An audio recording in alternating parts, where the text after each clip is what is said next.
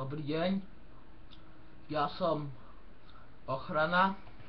Nám hrozilo, že bude zemetrasenie, vidíte?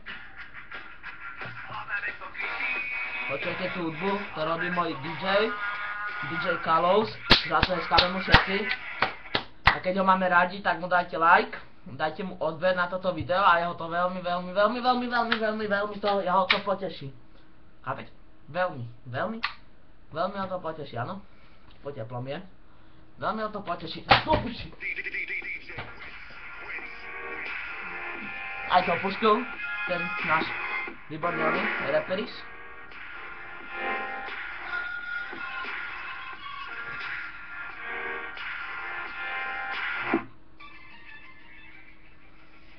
Iba hľadalo veľmi, kde dalo sa mala piči, čo by nemalo.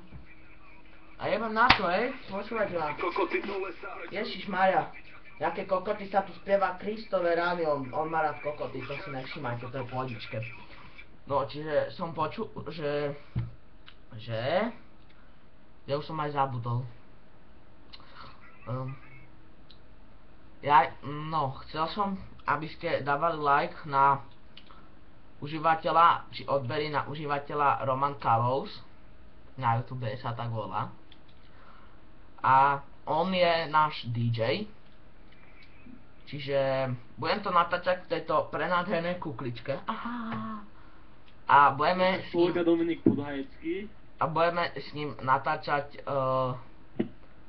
ale srandujem, není to Roman Kalos, je to určite, že Patrik Heinz. Však už som vám hovoril, že moja sestra je do neho úplne zbláznená. No. Niekto nám umrel? DJ sa si pomýlil, ideme na to.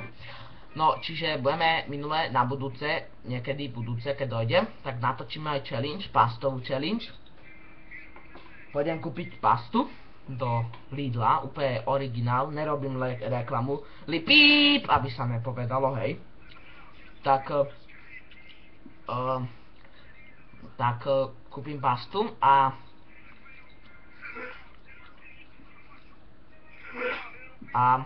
natočíme proste to video. Dobre? Všetko, majte sa, čaute.